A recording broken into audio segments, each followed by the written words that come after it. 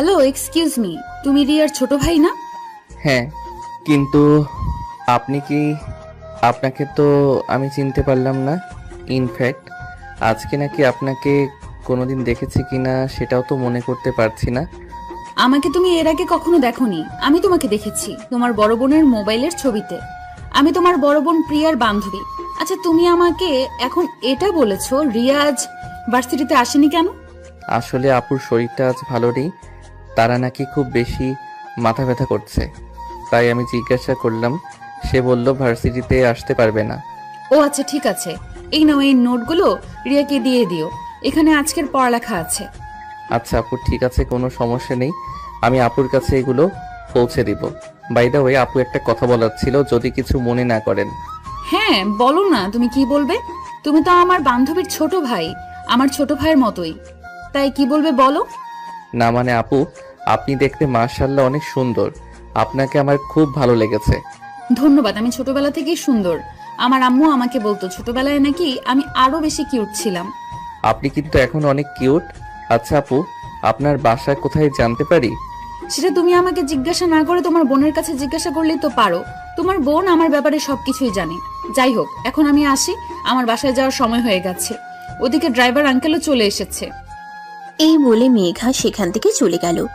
আর আকাশ মেঘা চলে যাওয়ার দিকে তাকিয়ে আছে। আকাশ এটা মেয়ে দেখছে নাকি আকাশের পরি সেটাই বুঝতে পারছে না। একটা মেয়ে মানুষ এতটা সুন্দর হতে পারে আকাশ জীবনে এই প্রথমবার দেখলো। সত্যি সে এত সুন্দর মেয়ে মানুষ আজকের আগে কখনোই দেখেনি। মেঘা এতটাই সুন্দরী যে আকাশ যেন প্রথম দেখায় ক্রাশ খেয়ে ফেললো। যাই হোক, এরপর আকাশ কিছুক্ষণ সেখানে দাঁড়িয়ে থাকলেও ততক্ষণে মেঘা সেখান থেকে চলে গেছে। তারপর সে ভার্সিটি থেকে বের হয়ে বাসায় চলে আসলো। বাসায় আসতেই সে তার বোনের রুমে চলে গেল। আপু, এই নোটগুলো তোর বান্ধবী আমাকে দিয়েছে। ও আচ্ছা, ঠিক আছে, আমার টেবিলের উপর রেখে দে, আমি পরে দেখে নেব। এখন আমার শরীরটা ভালো হয়নি, মাথা ব্যথা এখনো পুরোপুরি কমেনি। আচ্ছা আপু, তোর এই বান্ধবীকে তো এর আগে কখনো দেখিনি। এই মেয়েটা সত্যি অনেক সুন্দর। জানিস আপু, আমি তো মেয়েটাকে দেখে একদম ক্রাশ খেয়ে গেছি। দেখ, সব বাজে বকা বন্ধ কর। ভুলে যাস না মেয়েটা তোর চাইতে বয়সে বড়, তাই এসব ফালতু চিন্তা ভাবনা মাথা থেকে ঝেড়ে ফেল। আর কখনোই এমন চিন্তা ভাবনা করবি না। তাছাড়া তুই মেগা ফ্যামিলির ব্যাকগ্রাউন্ড সম্পর্কে কোনো কিছু জানিস না। তার সম্পর্কে কোনো কিছু না জেনে সে ব্যাপারে কোনো সিদ্ধান্ত নেওয়া একেবারে অনুচিত। জানি না আপু, কারোর ব্যাপারে এভাবে কোনো কিছু সিদ্ধান্ত নেওয়া উচিত কিনা, কিন্তু আমি সত্যি বলছি, মেয়েটাকে আমার অনেক ভালো লেগে গেছে। সত্যি বলতে, শুধু যে ক্রাশ খেয়েছি সেরকমটা নয়, আমি মেয়েটার প্রেমে পড়ে গেছি। বললাম তো এসব ফালতু বকা বন্ধ কর আর চুপচাপ এখান থেকে চলে যা। এসব ফালতু বকলে কিন্তু আমি আম্মুর কাছে তোর নামে বিচার দেব। আকাশ তখন আর কোনো কথা না বলে তার বোনের রুম থেকে নিজের রুমে চলে গেল। তারপর ফ্রেশ হয়ে খাবার খেয়ে বন্ধুদের সঙ্গে আড্ডা দিতে চলে গেল। এটা তার প্রতিদিনকার রুটিন। ভার্সিটি থেকে এসে বন্ধুদের সঙ্গে আড্ডা দিতে না গেলে তার যেন একদমই ভালোই লাগে না। বন্ধুদের সঙ্গে সারাটা বিকেল আড্ডা দিল, আর তারপর সন্ধ্যার পরে বাসায় ফিরে আসলো। বাসায় এসে আর কি পড়াশোনা। বাসায় এসে যদি পড়তে না বসে তাহলে আম্মু আর বড় বোনের বকা শুনতে হবে। তাই এর চাইতে ভালো পড়তে বসা। পড়া শেষ করে রাতের খাবার খেয়ে ঘুমিয়ে পড়ল। এরপর চলে গেল আরো বেশ কয়েকদিন। সেদিন আকাশ আর রিয়া দুজনে একসঙ্গেই ভার্সিটিতে যাচ্ছিল। ভার্সিটিতে প্রবেশ করা মাত্রই হঠাৎ করে মেঘার সঙ্গে দেখা হয়ে গেল। এই যে, hello miss, how are you? তুমি কি আমাকে কিছু বলছো নাকি? হ্যাঁ, এখানে তো তুমি ছাড়া অন্য কেউ নেই, তাই তো আমি তোমাকেই বলছি। কেমন আছো তুমি? তুমি আমার ছোট, তাই আমি তোমাকে তুমি করে বলছি।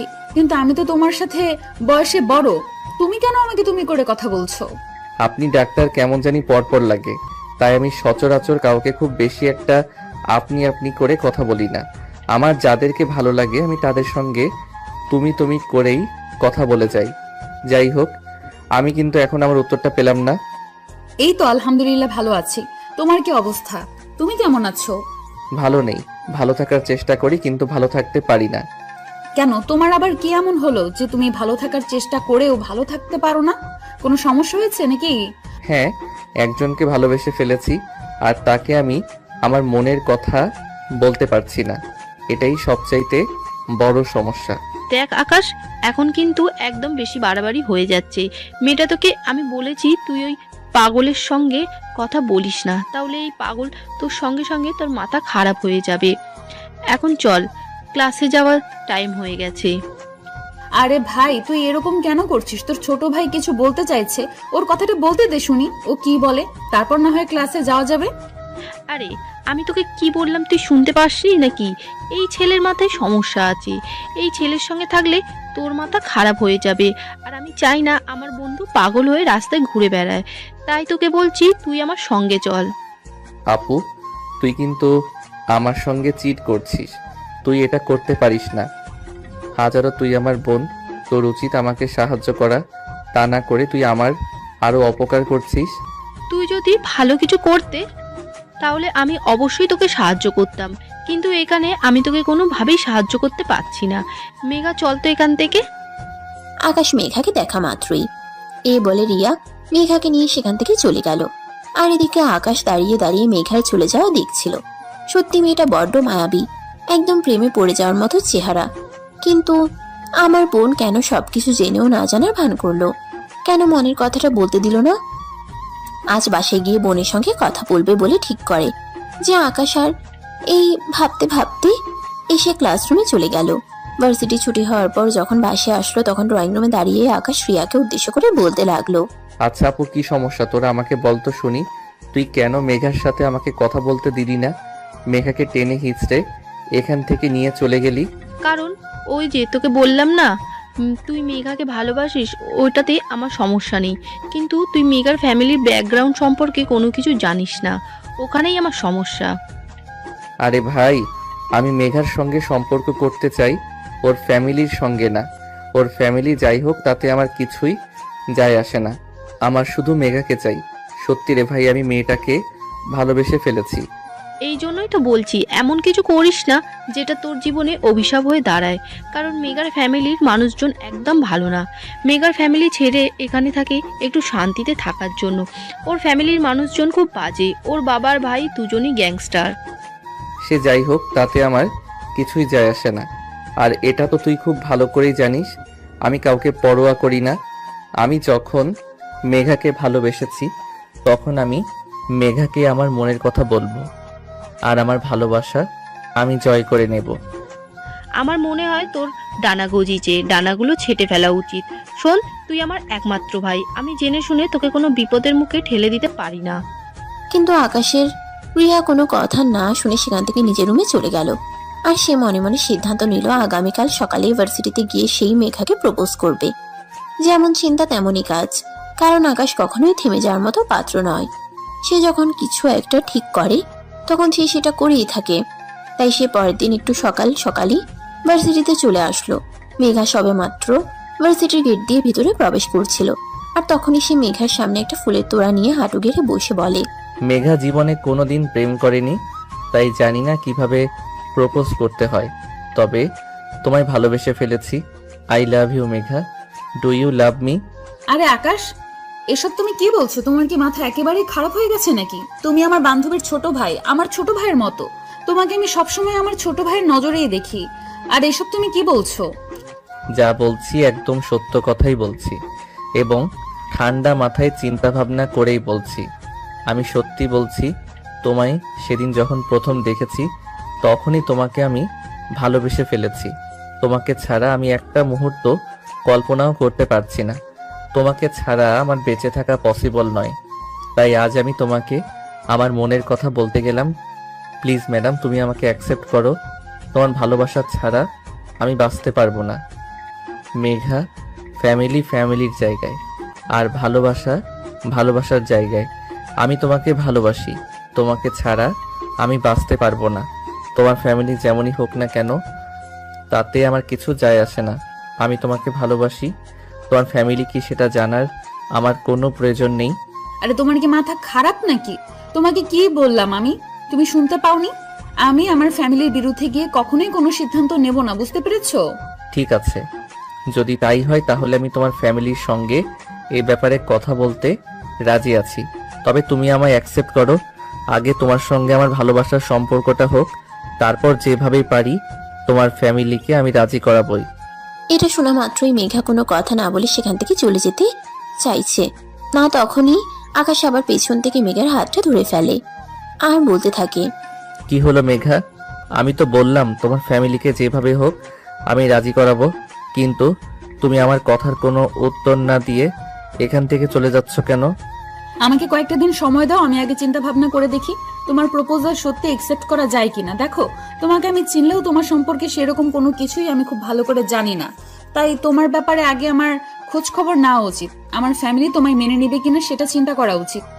আচ্ছা ঠিক আছে, তোমার যত ইচ্ছে তত চিন্তা করো, কিন্তু একটা কথা তোমায় বলে দিচ্ছি, আমার উত্তর কিন্তু অবশ্যই হ্যাঁ হওয়া চাই, কারণ আমি তোমায় ভালোবাসি। আর যদি তুমি আমাকে না বলে দাও তাহলে কিন্তু আমি তোমার সামনেই সুইসাইড করব। আচ্ছা ঠিক আছে, সেটা সময় হলেই দেখা যাবে। এখন আগে আমাকে সবটা ঠান্ডা মাথায় ঠান্ডা করে দেখতে দাও। এরপর আকাশকে আর কোনো কথা বলার সুযোগ না দিয়েই মেঘা সেখান থেকে নিজের ক্লাসরুমে চলে গেল। সেদিন ভার্সিটি থেকে আসার পথে হঠাৎ করেই আকাশের বাইক অ্যাক্সিডেন্ট করানো। আকাশ পায়ে প্রচন্ড ব্যথা পায়, একটা পা ভেঙে যায়, তাই তাকে বেশ কয়েকদিন হসপিটালে থাকতে হয়।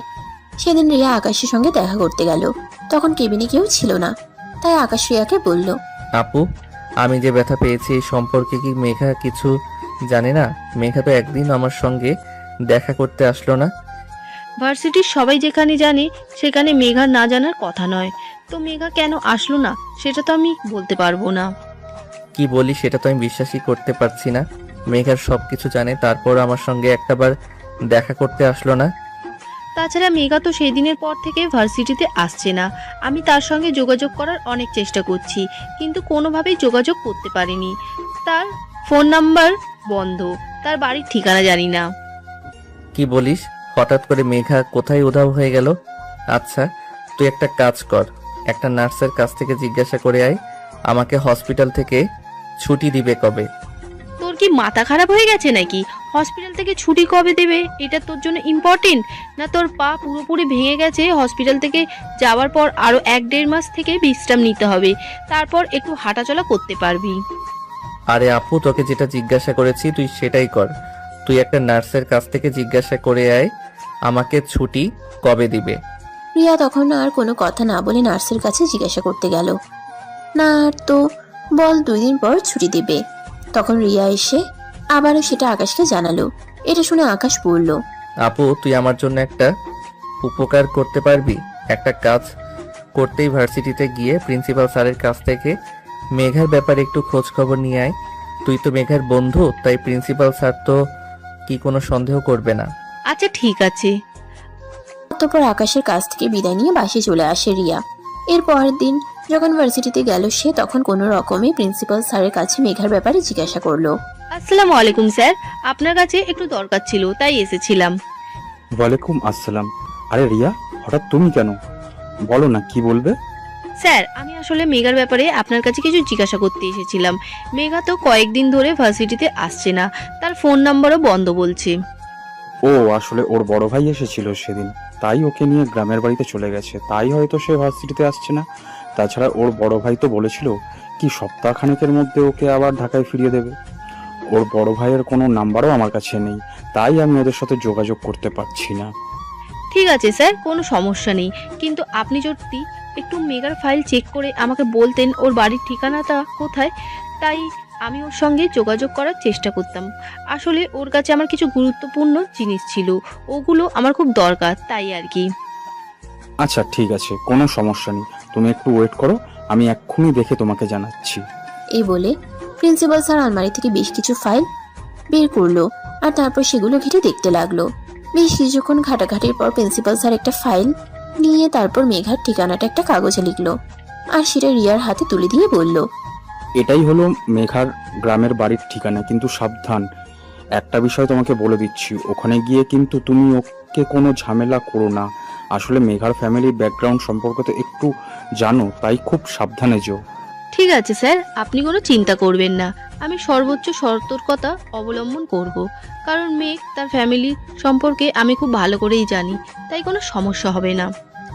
ঠিক আছে, তোমার জন্য শুভকামনা রইল, যেন তুমি খুব ভালোভাবে ওখানে থেকে ফিরে আসতে পারো, কারণ মেঘার ফ্যামিলির লোকজন খুবই গিরিঙ্গিবাজ মানুষ। এরকম মানুষ আমি আর জীবনে দেখিনি। আমি আগে এরকম জানলে মেঘাকে কোনোদিনও আমার ভার্সিটিতে ভর্তি করাতাম না। আচ্ছা স্যার, ঠিক আছে, তাহলে এখন আসি। এই বলে রিয়া প্রিন্সিপাল স্যারের কেবিন থেকে বের হয়ে সোজা হসপিটালে চলে আসলো। আর তারপর কাগজটা আকাশের হাতে তুলে দিল আর বলল, এই যে প্রিন্সিপাল স্যারের কাছ থেকে নিয়ে এসেছি। তবে প্রিন্সিপাল স্যার নিজেও কিন্তু অনেকবার সাবধান করে দিয়েছে, যা করার কিন্তু খুব সাবধানে করতে হবে, কারণ মেঘার ফ্যামিলির মানুষজন একদম ভালো নয়। আচ্ছা ঠিক আছে, তুই কোনো চিন্তা করিস না। এখন তাহলে বাসায় চলে যা। আর খবরদার, এই ব্যাপারে কিন্তু কখনোই কাউকে কিছু বলবি না, এটা আমার সিক্রেট জিনিস। অতঃপর রিয়া বাসায় চলে আসলো। আর এদিকে আকাশ তার যে ডাক্তার ট্রিটমেন্ট করছে তার সঙ্গে কথা বলতে লাগলো। আমার সুস্থ হতে কতদিন লাগবে? এই তো খুব বেশি হলে আর 15 দিন, কারণ তুমি তো আমায় বলেছো আমি যেন তোমাকে সর্বোচ্চ ট্রিটমেন্ট দেই, তাই আমি আমার সর্বোচ্চটা দিয়ে চেষ্টা করছি তোমাকে যত তাড়াতাড়ি সম্ভব সুস্থ করে তোলা যায়। আপনার যত টাকা লাগবে আমি দেব, কিন্তু আপনি আমার ভালো ট্রিটমেন্টের ব্যবস্থা করুন, যাতে আমি খুব দ্রুত সুস্থ হয়ে উঠতে পারি।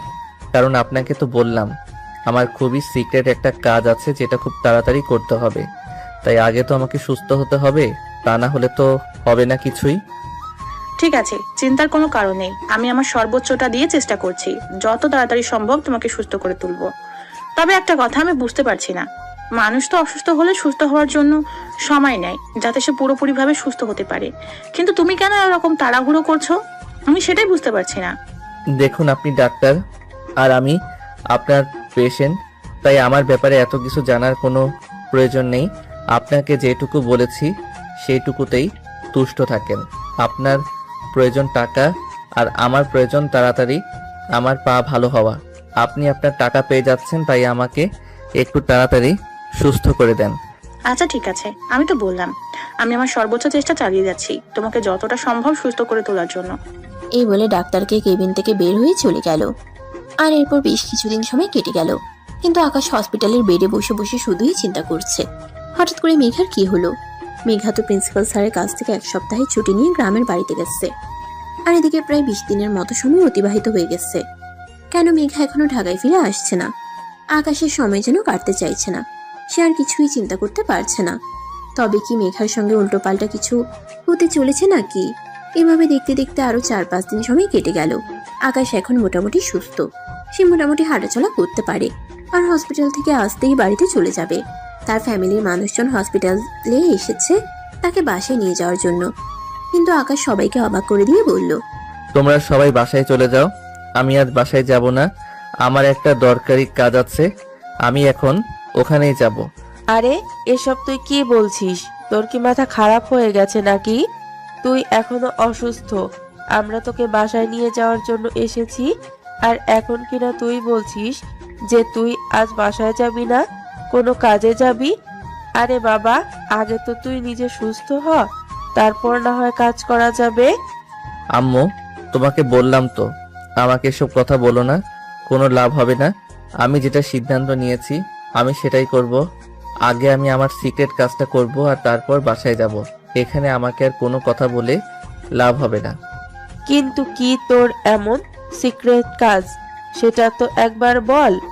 আমরা তোর বাবা মা, তোর জন্য আমাদের অনেক বেশি টেনশন হয়, তাই তোকে জিজ্ঞাসা করছি কি কাজ সেটা আগে বল।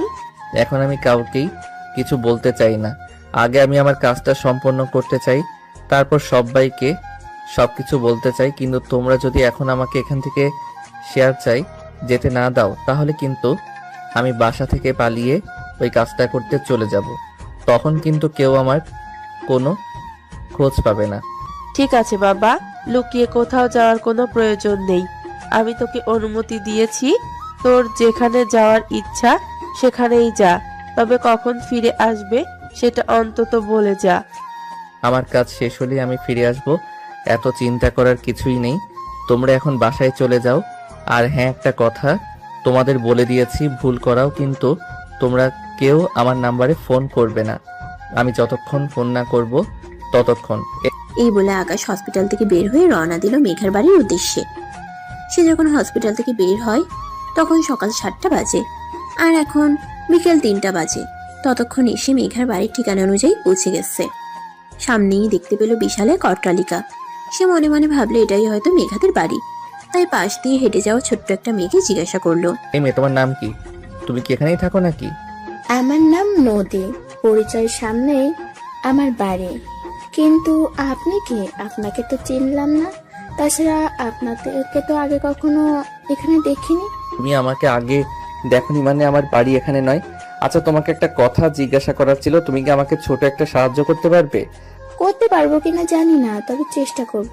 বলুন, আমি আপনাকে কি সাহায্য করতে পারি? দেখো, আমি শহর থেকে এসেছি, তুমি আমাকে শুধু ছোট্ট একটা ইনফরমেশন দিবে, কিন্তু এই কথা কাউকে বলতে পারবে না। ঠিক আছে, বলবো না, তবে তার জন্য আমাকে চকলেট খাওয়ার জন্য টাকা দিতে হবে। আপনি আমাকে 50 টাকা দিবেন, তাহলে আমি আপনাকে বলে দেব। আচ্ছা ঠিক আছে, এই নাও, এখানে 100 টাকা আছে, এটা দিয়ে তুমি তোমার মন মতো চকলেট কিনে নিও। তবে তুমি শুধু আমাকে ছোট্ট করে একটা কথা বলো, এটা কি মেঘাদের বাড়ি? মানে যে ঢাকা ইউনিভার্সিটিতে পড়াশোনা করে। মানে আপনি মেঘাপুর কথা বলছেন? হ্যাঁ, তুমি একদম ঠিক বলেছো। এটা কি ওদের বাড়ি নাকি, সেটাই আমি তোমার কাছে জানতে চেয়েছি। হ্যাঁ, এটা তো মেঘাপুদেরই বাড়ি, কিন্তু সেটা জেনে আপনার কি লাভ? লাভ মিস্ত্রি হিসেব করে তোমার তো কোনো লাভ নেই। তোমার কাছে শুধু আমি ঠিকানাটা জানতে চেয়েছিলাম, আর তার জন্য তো আমি তোমাকে টাকা দিয়েছি। তাহলে এখন তুমি তোমার মুখটা বন্ধ করে এখান থেকে চুপচাপ চলে যাও। ঠিক আছে, আমি যখন আমার কাজের জন্য পারিশ্রমিক পেয়ে গেছি, তাহলে আর কথা বলে লাভ কি? আমি যাই তাহলে। এই বলে নদী সেখান থেকে চলে গেল, আর আকাশ সেখানে দাঁড়িয়ে অপেক্ষা করতে লাগলো। এদিকে মেঘা তখন ব্যালকনিতে বসে বই পড়ছিল। তখনই হঠাৎ তার চোখ পড়লো বাড়ির সামনে একটা ছেলে পাইচারি করছে। মেঘা ছেলেটাকে সেটা দেখার জন্য উঠে দাঁড়ালো, আর তখনই সে আকাশকে দেখতে পেল। তার মাথায় যেন আকাশ ভেঙে পড়লো। সে ভাবতেই পারছে না আকাশ তার বাড়ির ঠিকানা কোথায় পেল। তখনই হঠাৎ তাদের দুজনে চোখাচোখি হয়ে গেল, আর তখনই আকাশ বলতে লাগলো, মেঘা, তুমি হঠাৎ করে এখানে চলে এসেছো কেন? তুমি তো জানতে আমার অ্যাক্সিডেন্ট হয়েছিল। একটাবার তুমি আমার সঙ্গে হসপিটালে দেখা করতে গেলে না, আর চলে এসেছো সব ভালো কথা, অন্তত একটা ফোন তো করতে পারতে।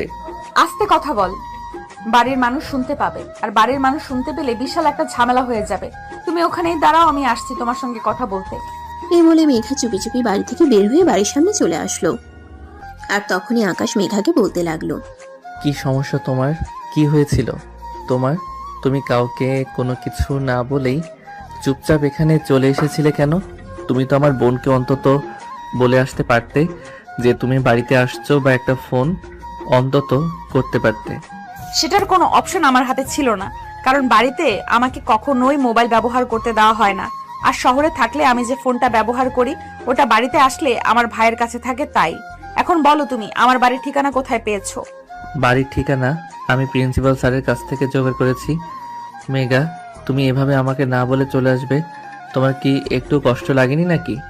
কষ্ট লাগলেও কিছু করার নেই, কারণ আমি পরিস্থিতির শিকার। আরেকটা কথা তোমাকে বলার আছে, সেটা হলো আমার ফ্যামিলির মানুষ আমাকে এখানে নিয়ে এসেছে আমার বিয়ের সম্বন্ধ করার জন্য। আমার বিয়ে ঠিক হয়ে গেছে, তাই প্লিজ আমি তোমাকে রিকোয়েস্ট করে বলছি, তুমি আমাকে ভুলে যাও আর এখান থেকে চলে যাও। তোমাকে ভুলে যাওয়ার জন্য আমি ভালোবাসিনি, আর তোমাকে ছেড়ে চলে যাওয়ার জন্য আমি এখানে আসিনি। আমি এখানে এসেছি তোমাকে নিয়ে যাওয়ার জন্য। আমি তোমায় ভালোবাসি, তোমাকে ছাড়া আমি বেঁচে থাকতে পারবো না, সেটা তো আমি তোমাকে বলেই দিয়েছি। তাহলে এখন তুমি আমাকে এসব কথা কেন বলছো? শুধুমাত্র এই কারণেই তোমাকে এসব কথা বলছি যে আমি আমার ফ্যামিলির বিরুদ্ধে গিয়ে কখনোই কিছু করতে পারবো না, সেটা তো তোমাকে বলেই দিয়েছি। তাছাড়া এখন যখন আমার ফ্যামিলির মানুষ আমার বিয়ের সম্বন্ধ ঠিক করেছে, এখন আর কোনোভাবে এখান থেকে বেরিয়ে যাওয়া আমার পক্ষে সম্ভব নয়, কারণ আমি আমার বাবা আর ভাইদের প্রচন্ড ভয় পাই। তোমার বাবা ভাইকে তুমি ভয় পেতে পারো, কিন্তু আমি তো ভয় পাই না। আমি তোমার বাবা ভাইয়ের সম্মুখীন হব, আর তাদের সঙ্গে কথা বলবো। তারপর তাদেরকে রাজি করিয়েই আমি তোমাকে আমার বাড়িতে নিয়ে যাব। এটা কোনোদিনই সম্ভব নয়, তাই আমি তোমাকে শেষবারের মতো বলছি, তুমি এখান থেকে চলে যাও। আমার ভাই কিংবা আমার বাড়ির মানুষ যদি তোমাকে দেখতে পায়, তাহলে তোমাকে একদম খুন করে ফেলবে। তোমাকে না পেয়ে বেঁচে থাকার চাইতে মরে যাওয়া অনেক ভালো। ভালোবাসা বিহীন মানুষ কখনোই বেঁচে থাকতে পারে না। আকাশ, তোমার সঙ্গে আমার ভালোবাসার সম্পর্কটা না হয়ে উঠলেও তুমি আমার বান্ধবীর ছোট ভাই, তাই আমি তোমাকে রিকোয়েস্ট করে বলছি, প্লিজ তুমি এখান থেকে চলে যাও। এমন কিছু করো না যেটা তোমার আর আমার দুজনের জন্যই ক্ষতিকারক হয়। এই বলে মেঘা আসে এখান থেকে দৌড়ে বাড়ির ভিতরে ঢুকে গেল, কারণ তখনই তার বাবার গাড়ি বাড়িতে প্রবেশ করছিল। কিন্তু আকাশ তখনও সেখানে ঠাই দাঁড়িয়ে আছে। মেঘার বাবা গাড়ি থেকে নেমে আকাশকে দেখে নিজের কাছে ডেকে নিলেন। এই ছেলে, কে তুমি? আর আমার বাড়ির সামনে কি করছো তুমি? তুমি তো আমাদের এলাকার না। আঙ্কেল, আমি সত্য বলবো না মিথ্যে বলবো? আমার সামনে দাঁড়িয়ে আজ পর্যন্ত কেউ মিথ্যে কথা বলার সাহস পায় না, আর তাই আমি আশা করব তুমিও মিথ্যে কথা বলবে না। তাহলে শুনেন শ্বশুর আব্বু, আমি আপনার মেয়েকে ভালোবাসি, আপনার মেয়েও আমাকে ভালোবাসে, কিন্তু আপনার ভয়ে এসে আমাকে তার ভালোবাসার কথা বলতে পারে না, তাই আপনার ঠিক করা ছেলের সঙ্গে বিয়ে করতেছে, রাজি হয়েছে। কিন্তু এটা শুনে আমি তো আর চুপ করে বসে থাকতে পারি না, তাই ঢাকা থেকে এখানে চলে এসেছি আপনার মেয়েকে বউ করে আমাদের বাড়িতে নিয়ে যাওয়ার জন্য। তোমার সাহস দেখে আমি অবাক না হয়ে পারছি না। যেখানে আমার ভয়ে বাঘে মশে এক কোয়ারে পানি খায়, আর এখানে তুমি কিনা আমার সামনে দাঁড়িয়ে আমার মেয়েকে নিয়ে কথা বলছো। এত বড় দুঃসাহস তোমার! শ্বশুর মশাই, ভালোবাসার মানুষটা যদি নিজের চোখের সামনে অন্য কারো হয়ে যায় তাহলে একটু তো দুঃসাহসী হতে হয়। তাই আমি আপনাকে সরাসরি বললাম মেঘাকে আমি ভালোবাসি, আর আপনি যদি মেয়েদেরকে অন্য কারোর হাতে তুলে দেন তাহলে আমি আপনার বাড়ির সামনে সুইসাইড করব, আর সেটার জন্য দায়ী থাকবেন আপনি। আমার সামনে দাঁড়িয়ে এভাবে কথা বলার মতো দুঃসাহস ছেলে আমি জীবনে দুটো দেখেছি কিনা সন্দেহ। তোমার সাহসে তারিফ করতে হয়, তাই আমি তোমাকে বলছি তুমি চুপচাপ এখান থেকে চলে যাও। যা বলেছো আমার কাছে বলেছো, এই কথাটা যেন আর কেউ শুনতে না পায়। কেউ কোনো কিছু শুনতেও পারবে না, আর কেউ কোনো কিছু জানতেও পারবে না। আপনি চুপচাপ মেঘাকে আমার হাতে তুলে দেন, মেঘাকে নিয়ে আমি এখান থেকে চলে যাব, আর কেউ কোনো কিছু জানতে পারবে না। তার মানে সহজ কথায় কাজ হবে না, বুঝতে পেরেছি। তোমার জন্য একটি উত্তম মধ্যমের ব্যবস্থা করতে হবে। এই তোরা কে কোথায় আছিস? এই ছেলেটাকে একটু উত্তম মধ্যম দে তো। কথাটা বলতে দেরি হলো, কিন্তু আশপাশ থেকে কিছু ছেলেপেলে দৌড়ে আসতে দেরি হলো না। ছেলেগুলো দৌড়ে এসে আকাশকে ইচ্ছে মতো পেটাতে শুরু করলো, কিন্তু আকাশও কম যায় না। সে ছোটবেলা থেকেই বক্সিং এর ট্রেনিং নিয়েছে, তাই সেই ছেলেগুলোকে মেরে একদম চিটপটাং করে দিল। অপরদিকে মেঘা ততক্ষণ ধরে ব্যালকনিতে দাঁড়িয়ে এই দৃশ্য দেখছিল। আকাশ ছেলেগুলোকে মেরে একদম খারাপ অবস্থা করে দিয়েছে। এটা দেখে মেঘার বাবা বলতে লাগলো, এই ছেলেটা তুমি কি করবে? তোমাকে দেখে তো মশার মতো মনে হয়, কিন্তু তোমার শরীরে এত হাতির মতো শক্তি আসলো কোথা থেকে? তুমি আমার ছেলেগুলোকে মেরে কি হাল করে দিয়েছো? আমাকে দেখতে মশার মতো মনে হলেও আমার শরীরে ভালোবাসার শক্তি আছে। আমি আমার ভালোবাসাকে জয় করতে এসেছি, তাই আমাকে দুর্বল ভাববেন না। মেঘার বাবা তখন কোনো কথা না বলে চুপচাপ বাড়ির ভেতরে চলে আসলো, আর ড্রয়িং রুমে এসে চিৎকার করতে লাগলো। এই মেঘা, মেঘা কোথায় তুই? তাড়াতাড়ি এখানে, আমি তোর সঙ্গে কথা বলতে চাই। হ্যাঁ বাবা, বলো কি বলবে। বাইরে যে ছেলেটা এসেছে ওই ছেলেটাকে, ওই ছেলেটা নাকি তোকে ভালোবাসে। তুই এই ছেলেটাকে চিনিস? না মানে আসলে বাবা, আমি ছেলেটাকে, আমার সঙ্গে আমাদের ভার্সিটিতে পড়াশোনা করে, আর তখন থেকে ছেলেটা আমাকে পছন্দ করে। কিন্তু বিশ্বাস করো এই ছেলেটার সঙ্গে আমার কোনো সম্পর্ক নেই। আমি কোনোদিনও এই ছেলেটাকে আশ্বাস দেইনি যে তাকে বিয়ে করব। ঠিক আছে, তাহলে ওই ছেলেটাকে বলে আয় এখান থেকে চুপচাপ চলে যেতে, তা না হলে কিন্তু ছেলেটার সঙ্গে খারাপ হয়ে যাবে। ঠিক আছে বাবা, তুমি কোনো চিন্তা করো না, আমি এক্ষুনি ছেলেটাকে বলে আসছি এখান থেকে চুপচাপ চলে যেতে। তুমি উপরে যাও, বিশ্রাম নাও। এই বলে মেঘা আস্তে আস্তে বাড়ির বাইরে চলে আসলো। আকাশ তখনও বাড়ির বাইরে দাঁড়িয়ে আছে। মেঘাকে দেখিয়ে আকাশ দৌড়ে আসলো আর মেঘাকে জড়িয়ে ধরলো। এটা দেখে মেঘা নিজেকে ছাড়ানোর জন্য অনেক চেষ্টা করছে আর বলছে, আরে এটা তুমি কি করছো? তোমার কি মাথা খারাপ হয়ে গেছে নাকি? একটু আগে বাবা কি বলে গেল তুমি শুনতে পাওনি নাকি? বাবা প্রচন্ড ক্ষেপে আছে। তুমি এক্ষুনি এখান থেকে চলে যাও। আমি চাই না তোমার সঙ্গে খারাপ কিছু হোক। আমি তোমায় ভালোবাসি, তোমাকে নিয়ে এখান থেকে যাব, তোমাকে ছাড়া আমি এখান থেকে এক পাও নড়ব না। দেখো, জীবনটা পুতুল খেলার নয়।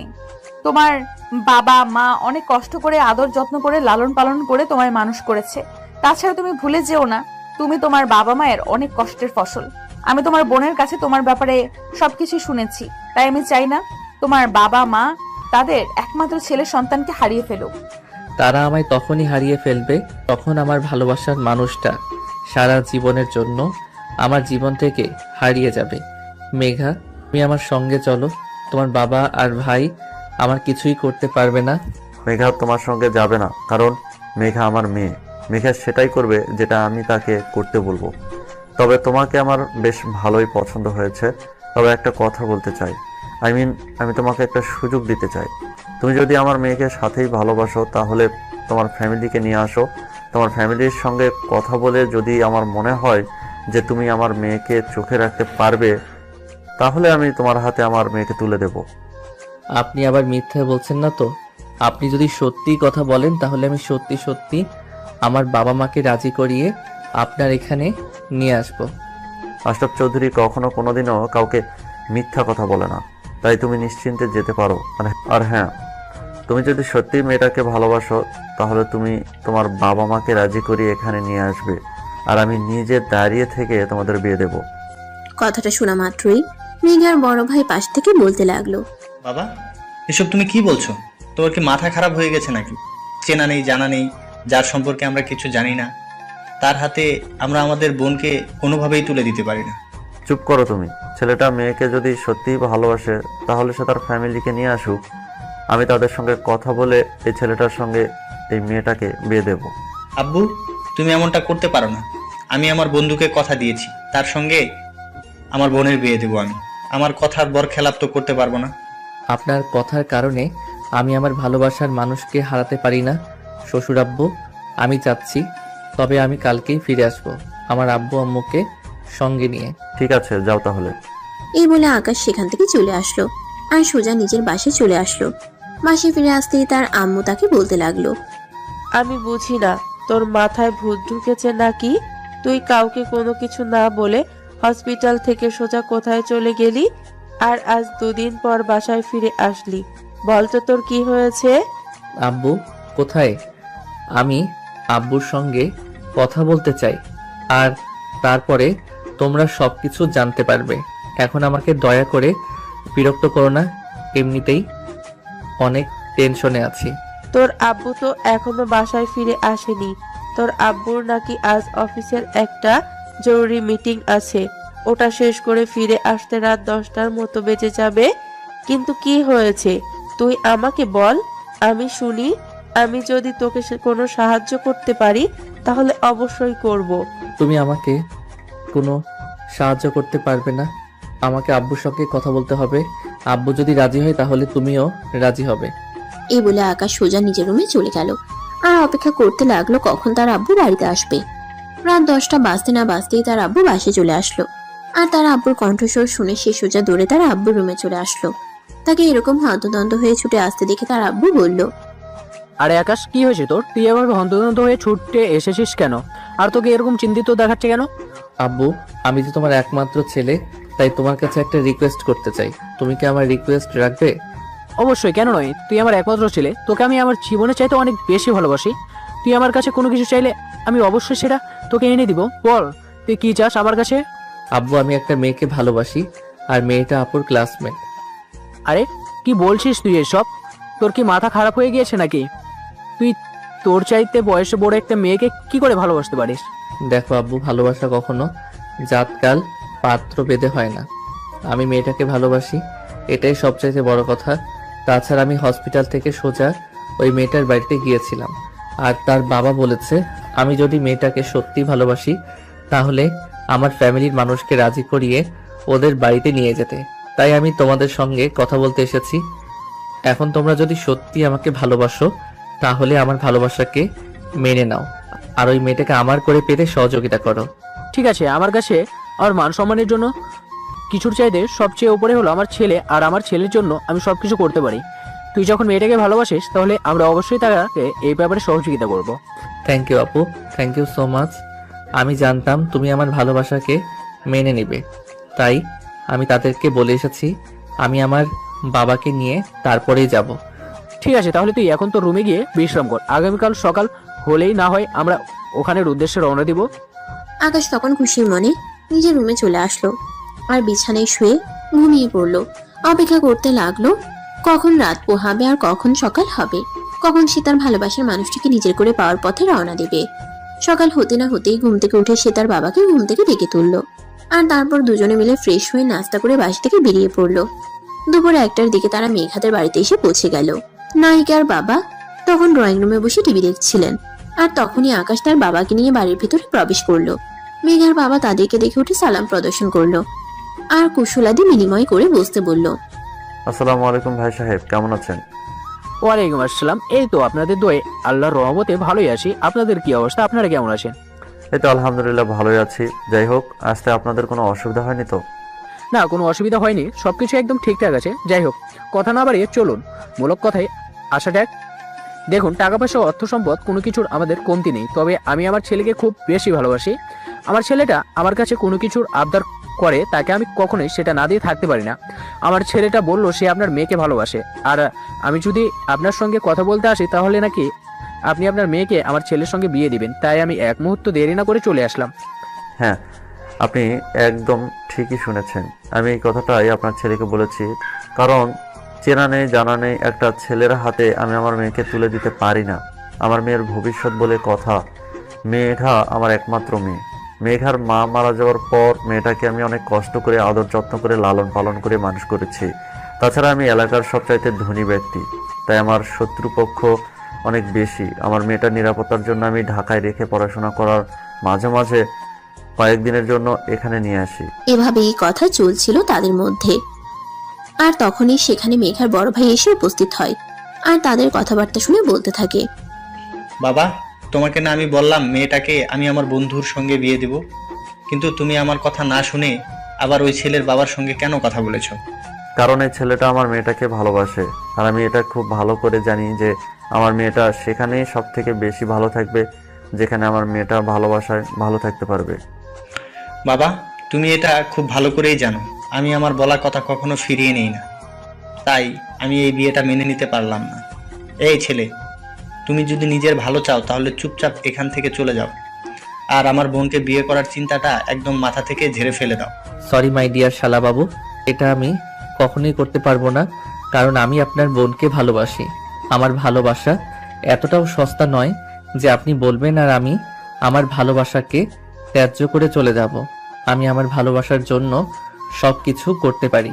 তার মানে সোজা কথায় কাজ হবে না? সোজা কথায় যদি কাজ না হয় তাহলে যে কিভাবে কাজ করাতে হয় সেটা আমার খুব ভালো করেই জানা আছে, তাই চিন্তার কোনো কারণ নেই। শালাবাবু, এসব ভয় আমাকে দেখিয়ে কোনো লাভ হবে না, কারণ আমি কোনো কিছু ভয় পাই না। আমি ভালোবাসি, আর ভালোবাসাকে কিভাবে জয় করতে হয় সেটা আমি জানি। তার মানে তোকে যাই কিছু বলি না কেন তুই কোনো কথাই শুনবি না, ঠিক করে নিয়েছিস? ঠিক আছে, এখানে আমার বাবা বসে আছে বলে তোকে এখনো এখানে আস্ত বসে থাকতে দিচ্ছি, তা না হলে এতক্ষণে তোর শরীর থেকে মাথাটা আলাদা করে ফেলতাম। দেখুন ভাই সাহেব, এটা কিন্তু একদমই ঠিক হচ্ছে না। আপনার ছেলে বলে এখনো আমি এগুলো সহ্য করছি, কারণ আপনার মেয়েকে আমার ছেলে ভালোবাসে, তা না হলে আমরাও কিন্তু প্রতিপত্তি কম নয়। আপনার ছেলে একথা বলে এখানে দাঁড়িয়ে থাকতে পারতো না। ভাই সাহেব, আপনি প্লিজ শান্ত হন, বিষয়টা আমাকে দেখতে দেন। রাজ, তুমি এক্ষুনি এখান থেকে চলে যাও। তুমি ভুলে যেও না এখানে তোমার ছোট বোনের বিয়ের সম্বন্ধ চলছে। হ্যাঁ, আমিও তো সেটাই বলতে চাইছি যে আমি আমার বোনের বিয়ে আমার বন্ধুর সঙ্গে ঠিক করেছি, আর আমার বন্ধুর সঙ্গেই আমার ছোট বোনের বিয়ে হবে। কারণ এলাকায় আমাদের শত্রু অনেক, তাই ভালো থাকার জন্য আমাদের পার্টি বড় করার প্রয়োজন আছে। আর আমিও ঠিক করেছি মেঘাকে আমি আমার বউ বানিয়ে আমার বাড়িতে নিয়ে যাব। মেঘার সমস্ত সুরক্ষার দায়িত্ব আমি নেব। আজ এই কথাগুলো আর নিতে পারছিল না, কারণ সে কোনো কথা বললে সেটার বরখেলাফ হলে সে একদমই সহ্য করতে পারে না। তাই সে প্রচন্ড রকম খেপে গেল, আর তখনই আকাশের শার্টের কলার ধরে ফেললো। আর এটা দেখে আকাশ অনেক রেগে গেল। তোকে বললাম না তুই চুপচাপ এখান থেকে চলে যা, আমার বোনকে তুই কোনোদিনই বিয়ে করতে পারবি না। শার্টের কালারটা ছেড়ে দেন বলছি। আপনি আমার হবু শালাবাবু, তাই এখনো সম্মান দিয়ে কথা বলছে, কিন্তু আমার ধৈর্যের সীমা অতিক্রম করবেন না, তাহলে কিন্তু খুব খারাপ হয়ে যাবে বলে দিলাম। এই, আমার বাড়িতে দাঁড়িয়ে তুই আমাকে থ্রেট দেস? আমি তো তোকে বললাম তুই এখান থেকে চলে যা, আমার বোন তোকে বিয়ে করবে না। আপনার বোন আমাকে বিয়ে না করলেও আমি আপনার বোনকেই বিয়ে করব ডিয়ার শালাবাবু। এই বলে আকাশ এক ঝটকায় রাজের হাতটা তার শার্টের কলার থেকে ছাড়িয়ে নিল, আর রাজ তখন রাগে ফুসফুস করতে করতে সেখান থেকে চলে গেল। আর তখন মেঘার বাবা আর আকাশের আব্বু দুজনে মিলে গল্পগুজব করতে লাগলো। তারা ঠিক করলো আগামীকাল সকালেই মেঘা আর আকাশের বিয়ে দিয়ে এখান থেকে মেঘাকে নিয়ে যাবে, তাই আজকের রাত তারা এখানেই থাকবে। অপরদিকে মেঘা আকাশকে পাবে, আর আকাশ মেঘাকে পাবে। এতে তাদের আনন্দ যেন আর বাধা মানছিল না।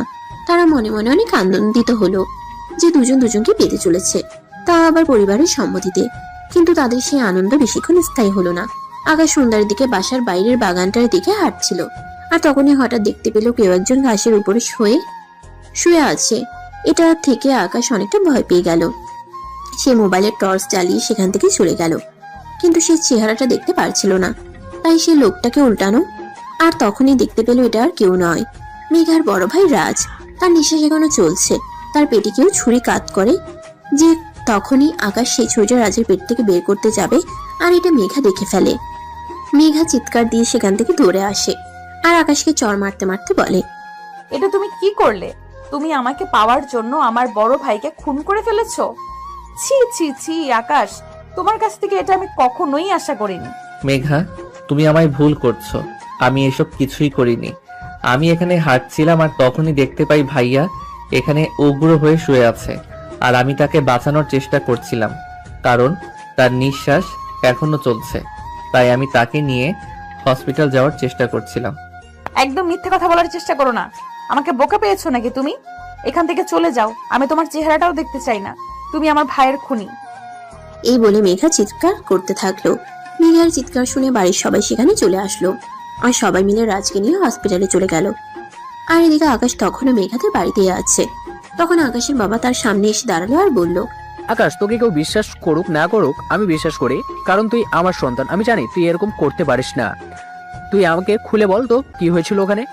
অতঃপর আকাশ তার আব্বুকে সবকিছু খুলে বলল, আর সবকিছু শুনে তার আব্বু তাকে বলল, ঠিক আছে, তুই কোনো চিন্তা করিস না। আগের রাজ সুস্থ হয়ে যাক, তারপর তার মুখ থেকে সবকিছু শুনবে, তখন আর কেউ তোকে ভুল বুঝবে না। কিন্তু আব্বু, মেঘা এভাবে আমাকে ভুল বুঝলো, এটা তো আমি মেনে নিতে পারছি না। মেঘাকে আমি ভালোবাসি, আর ভালোবাসার মানুষের আঘাত সহ্য করা যায় না। একটু ধৈর্য ধর, সব ঠিক হয়ে যাবে। আল্লাহর উপর ভরসা রাখ। তোর ভালোবাসা যদি সত্যি হয় তাহলে আল্লাহ নিশ্চয়ই রাজকে আমাদের মধ্যে ফিরিয়ে আনবে, আর সমস্ত সত্যটা সবার সামনে তুলে ধরবে। হ্যাঁ, সেটাই। এখন তার অপেক্ষা করা আর ধৈর্য ধরা ছাড়া কিছুই করার নেই। আল্লাহর উপর সবকিছু ছেড়ে দিয়েছি। আল্লাহর যেটা ভালো মনে হয় আল্লাহ সেটাই করুক। আমি আল্লাহর বিরুদ্ধে কখনোই যাব না। এই বলে আকাশ আর তার আব্বু হসপিটালে চলে আসলো। এদিকে অপারেশন থিয়েটারে রাজের অপারেশন চলছে।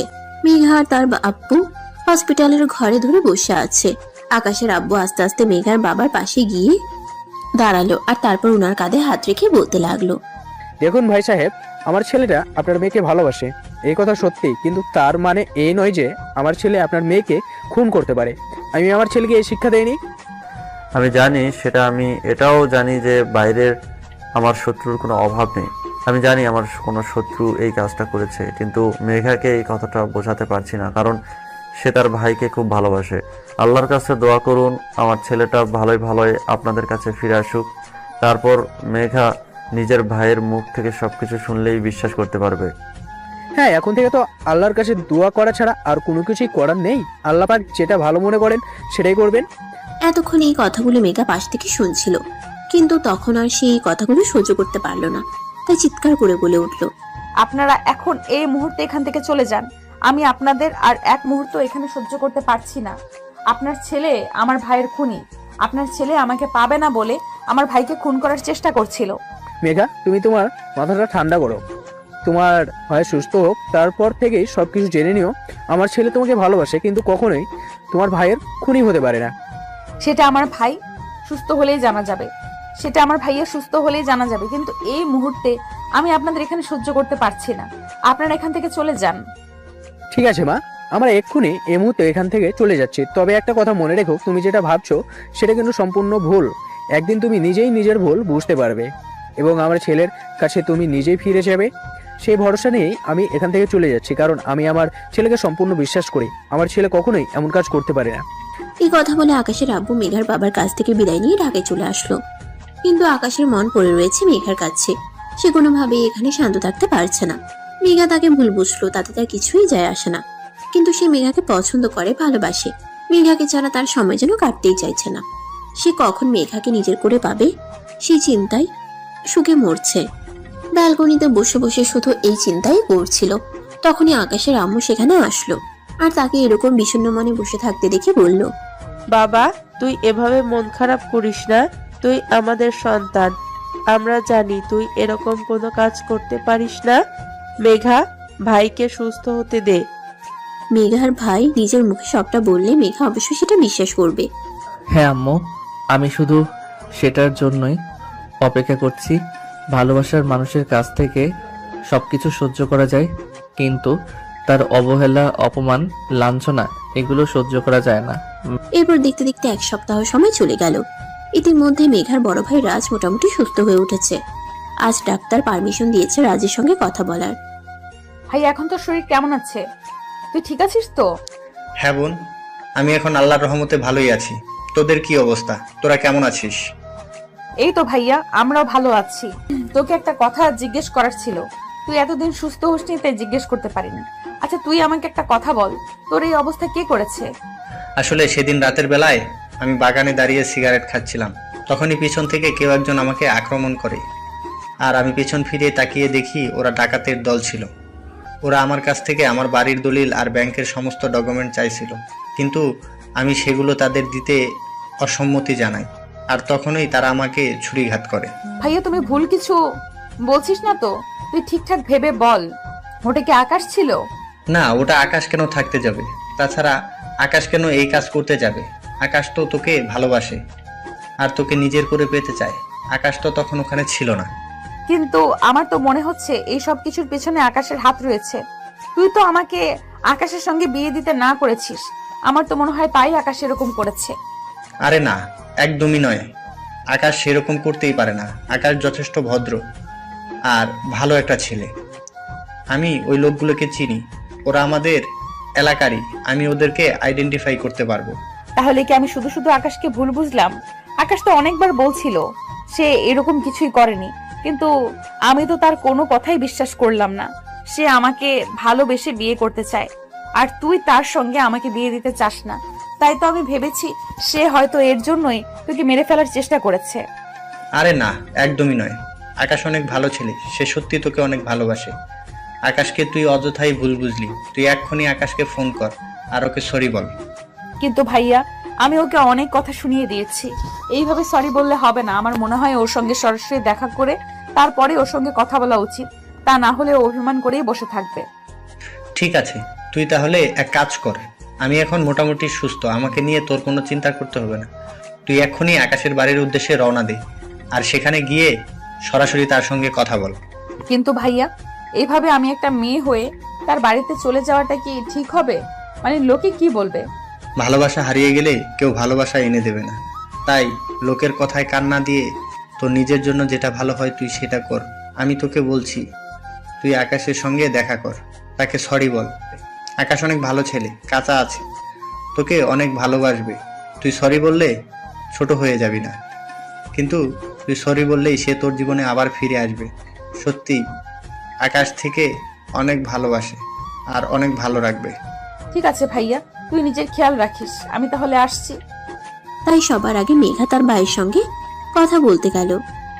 এই বলে মেঘা তখনই হসপিটাল থেকে বের হয়ে ঢাকার উদ্দেশ্যে রওনা দিল। আর সেখানে এসে পৌঁছাতে পৌঁছাতে রাত 9টার মতো বেজে গেল। সে আকাশের বাড়ির সামনে দাঁড়িয়ে আছে, আর তখনই কলিং বেল চাপ দিল। কলিং বেল চাপ দেওয়ার কিছুক্ষণ পরই রিয়া এসে দরজা খুলে দিল। রিয়া তখন মেঘাকে দেখতে পেয়ে বলল, আরে দোস্ত, কি ব্যাপার হঠাৎ তুই? তাছাড়া এত রাতে আমার বাড়িতে কেন? সব কথা পরে হবে। তুই আগে আমাকে এইটা বল যে আকাশ কোথায়? আমি আকাশের সঙ্গে এক্ষুনি একবার কথা বলতে চাই। তার সঙ্গে কথা বলাটা আমার জন্য খুবই জরুরি। কেন, কি হয়েছে সেটা তো আগে আমাকে বল, আমি শুনি। তারপর নয় তোকে আকাশের সঙ্গে কথা বলার ব্যবস্থা করিয়ে দেবো। আসলে তুই তো শুনেছিস আমার ভাইকে কেউ একজন হত্যা করার চেষ্টা করেছে। আমি ভেবেছিলাম সেটা আকাশ করেছে, কিন্তু আজকেই ভাইয়ার সঙ্গে ডাক্তার কথা বলার অনুমতি দেয়। আর আমি ভাইয়ার সঙ্গে কথা বলে জানতে পারি ওটা আকাশ ছিল না, ডাকাত দলের কেউ ছিল যারা আমাদের ক্ষতি করতে চায়। দেখি তো আমার ভাইটা সত্যি তোকে কতটা ভালোবাসে। আর শোন, আমার ভাই আর যাই করুক কখনো কোনো মানুষকে খুন করতে পারে না, সেটা যদি তার যমজ শত্রু হয়ে থাকে। আমার ভাই সত্যি তোকে অনেক ভালোবাসে রে। হ্যাঁ, কিন্তু এখন আকাশ কোথায় আছে সেটা আমাকে বলো। আকাশের সঙ্গে এক্ষুনি আমাকে কথা বলতে হবে। আমি খুব বড় ভুল করে ফেলেছি, আর এরকম ভুল করতে চাই না। উপর দিয়ে ডান দিকে 2 নম্বর রুমটা আকাশের, ওখানে গিয়ে ওর সঙ্গে কথা বল। মেঘা তখন আর কোনো কথার উপেক্ষা না করে সেখান থেকে সোজা উপরে চলে গেল। রুমে গিয়ে দেখতে পেল আকাশ ব্যালকনিতে দাঁড়িয়ে দাঁড়িয়ে সিগারেট খাচ্ছে আর বিষণ্ণ মনে বাইরের দিকে তাকিয়ে আছে। মেঘা তখন আকাশের ঘাড়ে হাত রাখলো। এটা দেখে আকাশ অনেকটা চমকে গেল। পিছন ফিরে তাকিয়ে দেখলো মেঘা তার সামনে দাঁড়িয়ে আছে। সে মেঘাকে দেখেই বলল, মেঘা, তুমি এখানে? হ্যাঁ আমি আকাশ, প্লিজ তুমি আমাকে ক্ষমা করে দাও। তোমাকে ভুল বুঝে আমি এতগুলো কথা শুনিয়েছিলাম, কিন্তু আমি ভাইয়ের সঙ্গে আজ কথা বলেছি। ভাইয়ের সঙ্গে কথা বলে জানতে পারলাম ওটা তুমি ছিলে না। প্লিজ আমাকে এবারের মতো ক্ষমা করে দাও। আরে পাগলি মেয়ে, তুমি আমার কাছে ক্ষমা কেন চাইছো? আমি জানতাম ওই কাজটা আমি করিনি, তাই আমি তোমার কথায় কিছু মনে করিনি। তাছাড়া আমি এটাও জানতাম যে তুমি তোমার ভাইয়ার সঙ্গে কথা বলে বুঝতে পারবে ওখানে আমার কোনো দোষ ছিল না। হ্যাঁ আমি ভাইয়ের সঙ্গে কথা বলে জানতে পেরেছি ওগুলো আমাদের শত্রুপক্ষ ছিল। প্লিজ তুমি আমাকে এই শেষবারের মতো ক্ষমা করে দাও। আমি আর কখনোই তোমাকে ভুল বুঝবো না। তাই নাকি? ঠিক আছে, আমি তোমাকে একটা শর্তেই ক্ষমা করতে পারি, যদি আজই তুমি আমায় বিয়ে করো। বিয়ে যখন তোমাকেই করতে হবে তখন তো সময়ের অপেক্ষা করে লাভ নেই। তুমি যখন বলবে তখনই আমি তোমাকে বিয়ে করতে রাজি আছি, কারণ আমি বুঝে গেছি তুমি সত্যিই আমাকে ভালোবাসো। আকাশ, তুমি কোনোদিনও আমায় ছেড়ে যাবে না তো? তোমায় ছেড়ে যাওয়ার আগে যেন এই জীবন চলে যায়। ম্যাডাম, আমি তোমায় ভালোবাসি, তোমায় ছেড়ে যাওয়ার তো কোনো প্রশ্নই আসে না। আমি সারা জীবন তোমার ভালোবাসায় বেঁচে থাকতে চাই। তখন মেঘা আকাশকে জড়িয়ে ধরে আর কান্না করতে থাকে। এটা দেখে আকাশ বলে, এই পাগলি মেয়ে, তুমি এভাবে কান্না করছো কেন? ভালোবাসার মানুষকে পেতে চলেছো, এটা তো অনেক খুশির খবর। এখন কান্না করো না প্লিজ। তুমি আমাকে কতটা ভালোবাসো আর আমি তোমাকে ভুল বুঝেছিলাম। প্লিজ আমাকে শেষবারের মতো ক্ষমা করে দাও। আমি কখনোই এরকম করব না। আচ্ছা বাবা, ঠিক আছে, এইবার তুমি একটু হাসো। তোমাকে এভাবে কান্না করতে দেখলে আমার একদম ভালো লাগে না। তোমাকে হাসি মুখে দেখে আমি ভালোবেসেছিলাম, এখন যদি তুমি কান্না করো তাহলে কি আমার একটু ভালো লাগবে? প্লিজ একটু হাসো। এই যে আমি হাসলাম, এবার তো হলো। হ্যাঁ, সব সময় এরকম হাসি খুশি থাকবে। এখন নিচে চলো, আব্বু আম্মুকে গিয়ে বলি বিয়ের ব্যবস্থা করতে। যাবো তো অবশ্যই, তার আগে আমার একটু আদর করা ভালোবাসা দাও, তারপর যাব। তুমি যদি আমায় এখন আদর না করো তাহলে যাব না। এবার তো হলো, এখন চলো বাকি আদর ভালোবাসা সব বাসর রাতেই সুদে আসলে পুষিয়ে দেব। এখন চলো আগে বিয়ের ব্যবস্থাটা তো করি। অতঃপর আকাশ মেঘাকে নিয়ে নিচে চলে আসলো। তারপর সোজা তার আব্বুর রুমে চলে গেল আর তার আব্বুকে সবকিছু খুলে বলল। সবকিছু শুনে তার আব্বু বলল, ঠিক আছে, তোমরা যখন দুজনকে বিয়ে করতে রাজি আছো তখন তো আর আমাদের কোনো সমস্যা নেই। তবে মেঘা, তোমার আব্বু তো এই বিয়েতে রাজি ছিল, তাই আমি তোমার আব্বুর সঙ্গে একটু কথা বলি আর তারপরে তোমাদের জানাচ্ছি। ঠিক আছে আব্বু, আপনি তাই করুন, কারণ আমিও তো আমার বাবার একমাত্র মেয়ে। আমার বাবারও তো ইচ্ছে অনিচ্ছা বলে একটা ব্যাপার আছে। অতঃপর আকাশের আব্বু মেঘার বাবাকে ফোন দেয় আর মেঘার বাবা তখন বলে, ঠিক আছে ভাই সাহেব, তাহলে আপনি সবকিছুর আয়োজন করুন। আমি আজ সন্ধ্যার মধ্যে ঢাকায় পৌঁছে যাব। আমরা দুজন দাঁড়িয়ে থেকে আমাদের ছেলে মেয়েদের বিয়ে দেখাবো। এটা তো আমার কতদিনের স্বপ্ন ছিল, কিন্তু একটাই আশা রয়ে গেল, ইচ্ছে মিল মহা ধুমধামের সঙ্গে আমার মেয়েটাকে বিয়ে দেব। কিন্তু অ্যাক্সিডেন্টলি সেটা তো আর সম্ভব হচ্ছে না। তবে চিন্তার কোনো কারণ নেই, আমরা পরবর্তীতে আবার বড় করে অনুষ্ঠান করব। হ্যাঁ সেটাই, আপনি যখন তাড়াতাড়ি করে ঢাকায় চলে আসুন আর এদিকে আমি সবকিছুর বন্দোবস্ত করে।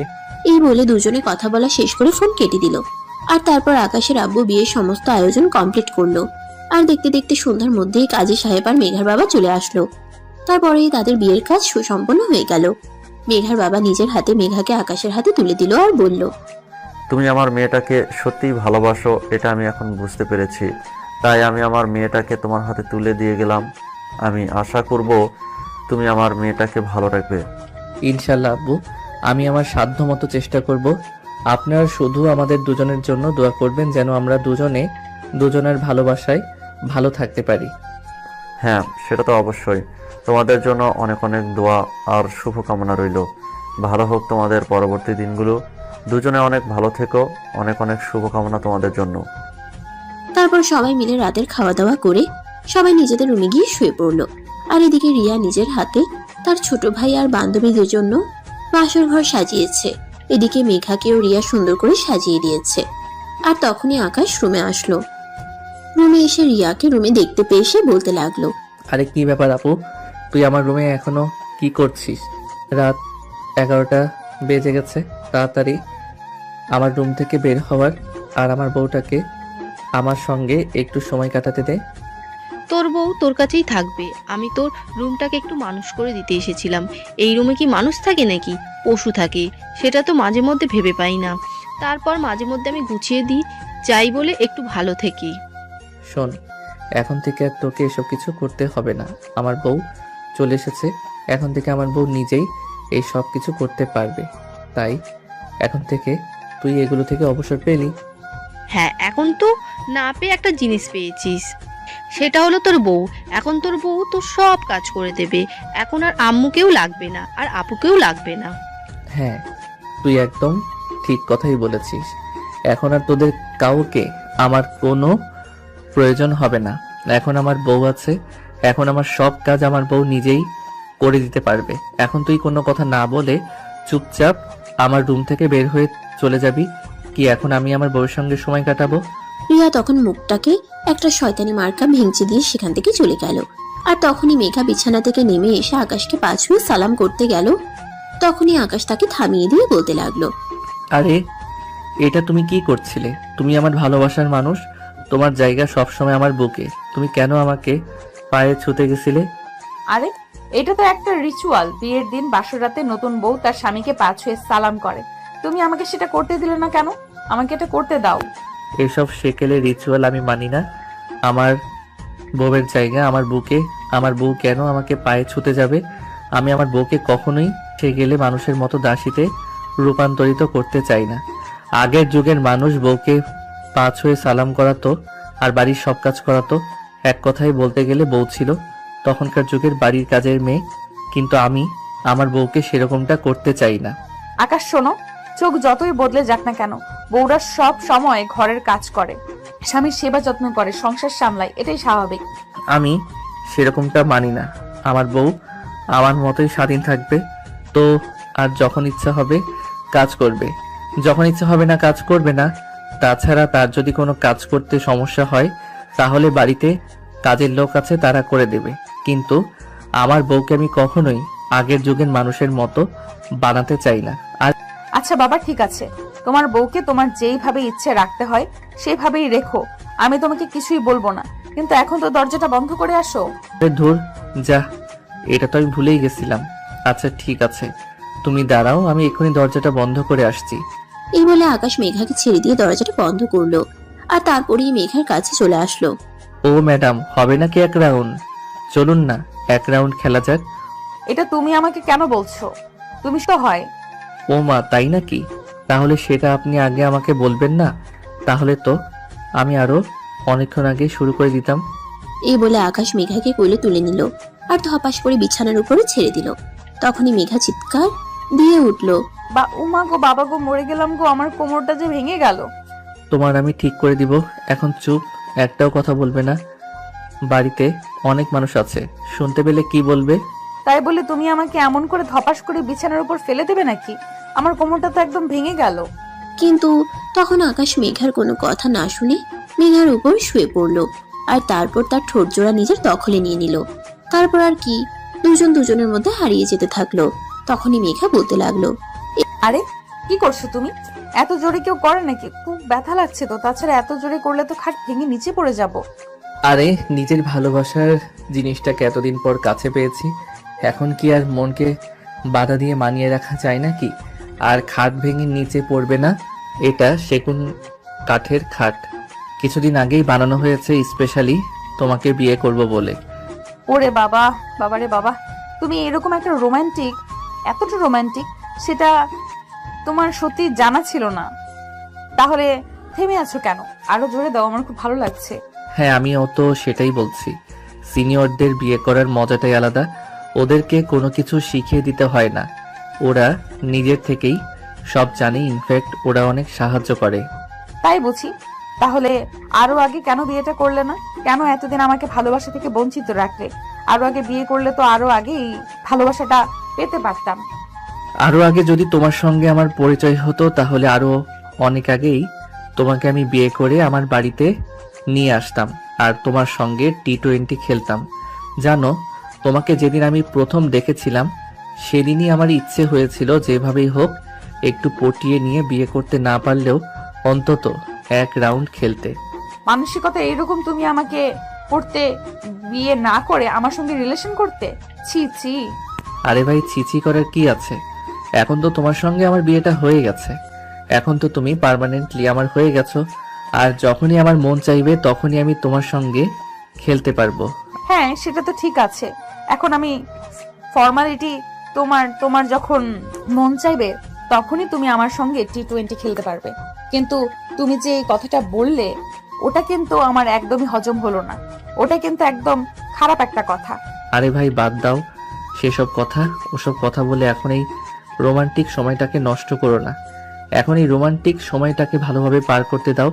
কিন্তু জানো না আমার যে আজ কি ভালো লাগছে তোমাকে এভাবে আদর করতে পেরে। আমারও খুব ভালো লাগছে। পরে কিন্তু আবার বলতে পারবে না আমার কোমর ব্যথা করছে, আমার পেট ব্যথা করছে, তাহলে কিন্তু খারাপ হবে। আরে বাবা, একদমই নয়। আমি এসব কথা কখনোই বলবো না। 1 ঘন্টা খেলার জন্য আমি পুরোপুরি প্রস্তুত। যেন আমার বডি ফিগার দেখে আমার বন্ধুরা সব সময় বলতো আমি নাকি অনেক সময় নিয়ে খেলতে পারবো। কিন্তু তখন আমি এই কথাটা বিশ্বাস করতাম না আর ওদেরকে বকাঝকা করতাম। কিন্তু আজ আমার এই কথাটা সত্যি মনে হচ্ছে। তুমি আমাকে যতই ভালোবাসা দিচ্ছ আমার মনে হচ্ছে যেন এটা কম হয়ে যাচ্ছে, আরো চাই। তাই বুঝি? তাহলে তো আজ রাতে তোমাকে 3 বার আদর করব। নিতে পারবে তো? অবশ্যই পারবো। তুমি যেতে পারলে আমি নিতে পারবো না কেন? তুমি আমাকে যত বাড়ি দিবে আমি তত বাড়ি নিব। তোমার আদর খেতে আমার খুব ভালো লাগছে। এভাবেই চলতে থাকলো তাদের রোমান্টিক সিন। সারা রাত ধরে দুজন দুজনকে আদর করলো আর ভালোবাসে ঘুরিয়ে রাখলো। ফজরের আজান দিবে এমন সময় দুজনে গোসল করে ঘুমিয়ে পড়লো। পরদিন সকালবেলা ঘুম থেকে উঠেই মেঘা তার শাশুড়ি মায়ের সঙ্গে রান্নার কাজে সহযোগিতা করছিল। আর তখনই রিয়া ঘুম থেকে উঠে রান্নাঘরের এদিকে আসে। মেঘাকে রান্নাঘরে দেখে রিয়া বলতে থাকে, ওরে বাবারে, বাবা এখনো সকাল 8টা বাজলো না আর নতুন বউ দেখি রান্নাঘরে চলে এসেছে শাশুড়ি আম্মুকে রান্নার কাজে সহযোগিতা করার জন্য। তো কি করব? তুমি তো আর রান্না করতে আসবে না। তাছাড়া আমার কাজের লোকের হাতে খাবার খেতে একদম ভালো লাগে না। তাই নিজেই চলে আসলাম শাশুড়ি আম্মুকে একটু রান্নার কাজে সাহায্য করার জন্য। দেখলি তো মেয়েটা কত লক্ষ্মী। তোকে তো আমি কোনোদিন কোনো কাজের কথা বললেও করাতে পারি না। আমি 1000টা কাজ করে দিলেও তোমার মন আমি কোনোদিনও পাবো না, কারণ আমি আর তোমার পুত্রবধূ নেই যে অল্প কাজ করলেও অনেক সুনাম অর্জন করতে পারবো। দেখ, একদম ফালতু বকিস না। মেঘা, মেয়েটা সত্যি অনেক ভালো আর লক্ষ্মী একটা মেয়ে। নাস্তা বানানো প্রায় হয়ে এসেছে। তুই সবাইকে ঘুম থেকে ডেকে তুলে টেবিলে নিয়ে আয়। তারপর সবাই মিলে একসঙ্গে বসে নাস্তা করব আজ। ঠিক আছে, আমি এক্ষুনি সবাইকে ডেকে নিয়ে আসছি। এই কথা বলে রিয়া সবাইকে ঘুম থেকে ডেকে তুলতে গেল। সবাইকে ঘুম থেকে ডেকে তুলতে পারলেও আকাশকে ঘুম থেকে ডেকে তুলতে পারলো না। সে বেশ কয়েকবার আকাশকে ডাকাডাকি করলো, কিন্তু আকাশ ঘুম থেকে উঠছেই না। আচ্ছা ঠিক আছে, আমি এক্ষুনি সবাইকে ডেকে নিয়ে আসছি। এই আকাশ, আকাশ কি হলো? তুই এখনো ঘুম থেকে উঠছিস না কেন? সকাল 10টা বেজে গেছে, সবাই নাস্তার টেবিলে তোর জন্য অপেক্ষা করছে। তাড়াতাড়ি ঘুম থেকে ওঠ। আমি ঘুম থেকে উঠতে পারবো না। আমার বউকে গিয়ে বলো আমার জন্য নাস্তা নিয়ে এখানে চলে আসতে। তারপর আমি আমার বউকে নিয়ে এখানে নাস্তা করব। সাহেব, সেটা হবে না। আম্মু বলেছে সবাই একসঙ্গে ডাইনিং টেবিলে বসে নাস্তা করবে, কারণ আপনার শ্বশুরমশাই এখনো এই বাড়িতে রয়েছেন, তাই আপনার উচিত তাকে একটু সম্মান জানানো। দুর্বল ভালো লাগে না। আচ্ছা ঠিক আছে, তুই যা, আমি আসছি। সারা রাত ঘুমাতে পারলাম না, এখন একটু ঘুমালাম, তাও আবার এখন বিরক্ত করতে চলে আসলি। রিয়া তখন কোনো কথা না বলে রুম থেকে বের হয়ে চলে গেল। এদিকে আকাশ বিছানা থেকে নেমে ফ্রেশ হতে চলে গেল। হাত মুখ ধুয়ে তারপর সেই নিজের রুমে চলে গেল নাস্তা করার জন্য। নাস্তা শেষ হলে আকাশ মেঘাকে ইশারায় রুমে আসতে বলল। মেঘা সবকিছু গুছিয়ে রেখে কিছুক্ষণ পর রুমে আসলো। রুমে আসতেই আকাশ সঙ্গে সঙ্গে দরজাটা বন্ধ করে দিল। এটা দেখে মেঘা আকাশকে বলতে লাগলো, কি ব্যাপার? কি সমস্যা তোমার? তুমি এভাবে রুমের দরজাটা বন্ধ করলে কেন? বাড়িতে কত গেস্ট আত্মীয় স্বজন রয়েছে, সবাই কি মনে করবে বলো?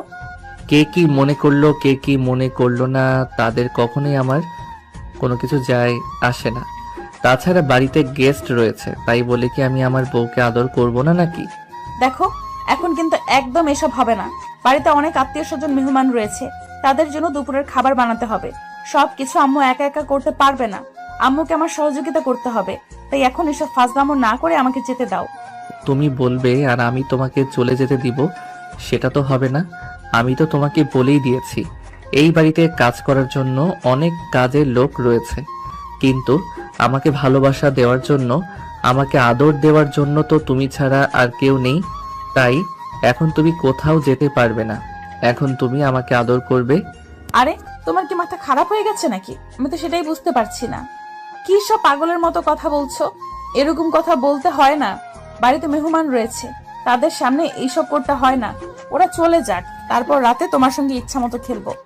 বললাম তো আমার এক্ষুনি আদর চাই, আমি এক্ষুনি তোমার আদর পেতে চাই। তুমি যদি এখন আমাকে নিজের ইচ্ছায় আদর করতে না দাও তাহলে কিন্তু আমি জোর করেই তোমার সঙ্গে করব। এই বলে আকাশ মেঘাকে টান দিয়ে নিজের সঙ্গে জড়িয়ে নেয় আর মেঘার ঠোঁট দুটো নিজের দখলে নিয়ে নেয় আর তারপর ইচ্ছে মতো কিস করতে থাকে। এইভাবেই চলে গেল প্রায় 5 মিনিট। মেঘা নিঃশ্বাস নিতে পারছে না, কিন্তু আকাশের সেদিকে কোনো